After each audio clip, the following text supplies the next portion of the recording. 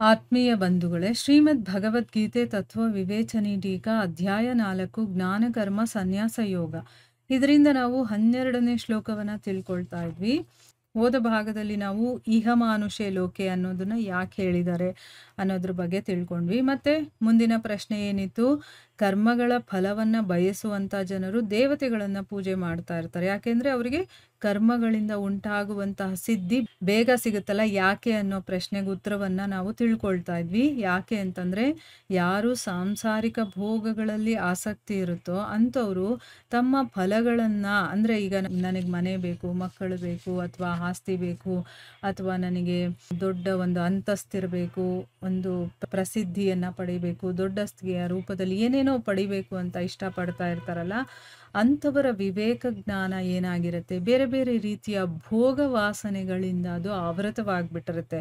ಅದಕ್ಕೋಸ್ಕರ ಅಂಥವ್ರು ಭಗವಂತನನ್ನ ಪೂಜಿಸ್ದೆ, ಅವನ ಉಪಾಸನೆಯನ್ನ ಮಾಡದೆ, ತಮ್ಮ ಕಾಮನೆಯನ್ನ ಪೂರ್ತಿ ಮಾಡ್ಕೊಳ್ಳೋದಕ್ಕೋಸ್ಕರ ಇಂದ್ರಾದಿ ದೇವತೆಗಳ ಉಪಾಸನೆಯನ್ನ ಮಾಡ್ತಾ ಇರ್ತಾರೆ ಅಂತ ತಿಳ್ಕೊಂಡ್ವಿ. ಈ ವಿಚಾರದ ಬಗ್ಗೆ 7ನೇ ಅಧ್ಯಾಯದಲ್ಲಿ 3 ಶ್ಲೋಕಗಳಲ್ಲಿ ಇದ್ರ ಬಗ್ಗೆ ಭಗವಂತ ಹೇಳಿದಾನೆ. ಅದು ಯಾವ್ದು ಅಂತ ನೋಡೋಣ. ಮೊದಲು 20ನೇ ಶ್ಲೋಕದಲ್ಲಿ, ಆ ಶ್ಲೋಕ ಯಾವುದು ಅಂತಂದ್ರೆ ಕಾಮಸ್ತೈರ್ಹತ ಜ್ಞಾನ ಅಂತ ಇದೆಯಲ್ಲ ಆ ಶ್ಲೋಕ.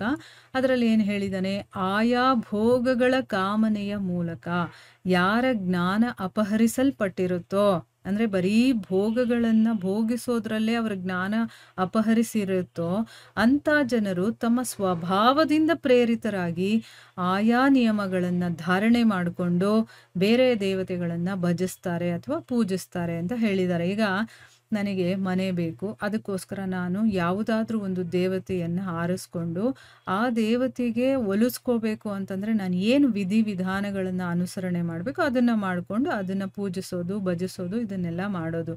ಯಾಕೆ ಅಂತಂದರೆ ಆ ಜ್ಞಾನ ಅನ್ನೋದು ಆ ಭೋಗದಿಂದ ಆವರಿಸ್ಬಿಟ್ಟಿರುತ್ತೆ.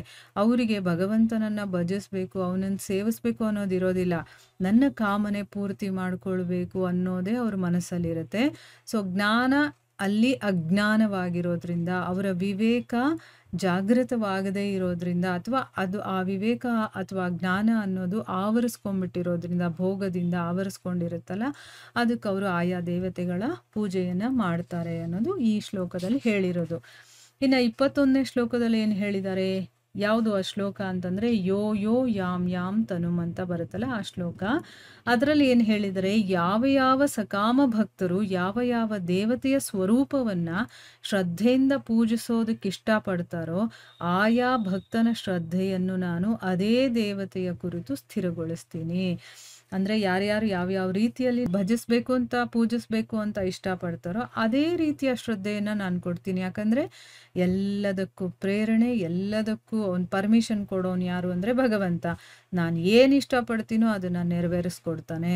ನಾನು ಈ ದೇವತೆಯನ್ನು ಪೂಜಿಸ್ಬೇಕಪ್ಪ, ಅದಕ್ಕೆ ನನಗೆ ಶಕ್ತಿ ಕೊಡು ಅಂದಾಗ ಅದನ್ನು ಕೊಡ್ತಾನೆ ಅವನು, ಆಯಿತಾ. ಆ ರೀತಿ ಅಂದರೆ ಆ ಭಕ್ತನ ಶ್ರದ್ಧೆಯನ್ನು ನಾನು ಅದೇ ದೇವತೆಯ ಕುರಿತು, ಆಯಿತು ನಾನು ಯಾವುದೋ ದೇವಿಯನ್ನು ಭಜಿಸ್ಬೇಕಾ, ಅದರಲ್ಲಿ ನನಗೆ ಶ್ರದ್ಧೆ ಬರಬೇಕು ಅಂತ ನಾನು ಕೇಳ್ಕೊಂಡಾಗ ಆ ಭಗವಂತ ಅದನ್ನು ಸ್ಥಿರಗೊಳಿಸ್ತಾನೆ. ಆಯಿತು ನೀನು ಮಾಡು ಇದನ್ನು ಅಂತಂದ್ಬಿಟ್ಟು ಆ ರೀತಿ ನಮಗೆ ಒಳಗಡೆಯಿಂದ ನಮಗೆ ಆ ಶಕ್ತಿಯನ್ನು ಕೊಡ್ತಾ ಹೋಗ್ತಾನೆ.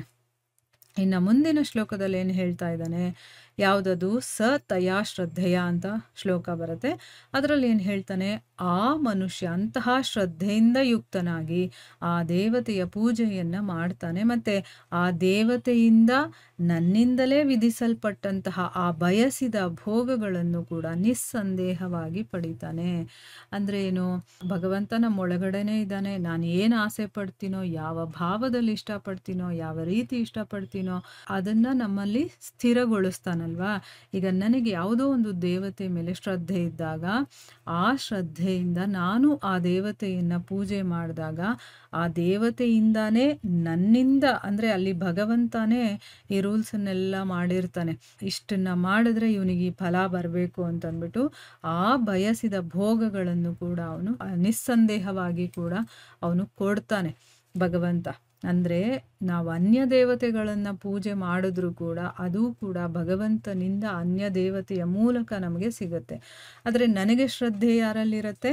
ಆ ಅನ್ಯ ದೇವತೆಗಳಲ್ಲಿರೋದ್ರಿಂದ ಅದರ ಮೂಲಕನೇ ನನಗೇನು ಸಿಗಬೇಕೋ ಅದನ್ನು ಅವನು ಕೊಡ್ತಾನೆ. ಈಗ ನಮ್ಗೆ ಸ್ವಲ್ಪ ಅರ್ಥ ಆಗ್ತಾ ಇದೆ ಅಲ್ವಾ? ಯಾವ ರೀತಿ ನಾವು ಭಕ್ತಿಯಲ್ಲಿ ಹೋದಾಗ ಏನಾಗುತ್ತೆ, ಅಥವಾ ಭೋಗಗಳನ್ನು ನಾವು ಇಷ್ಟಪಟ್ಟು ಅಂದರೆ ಕರ್ಮ ಫಲಗಳನ್ನು ನಾವು ಇಷ್ಟಪಟ್ಟು ಹೋದಾಗ ಏನೇನೆಲ್ಲ ಆಗುತ್ತೆ ಅನ್ನೋದು ಗೊತ್ತಾಗ್ತಾ ಇದೆ ಅಲ್ವಾ?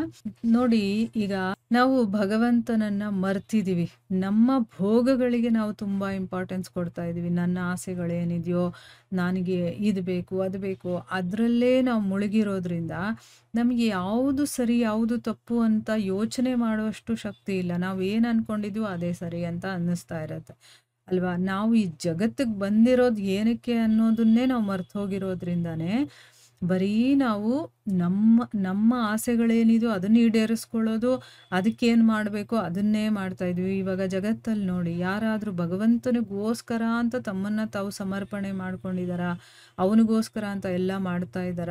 ಎಲ್ಲೋ ಕೆಲವರು ಮಾತ್ರ ಇರೋದು.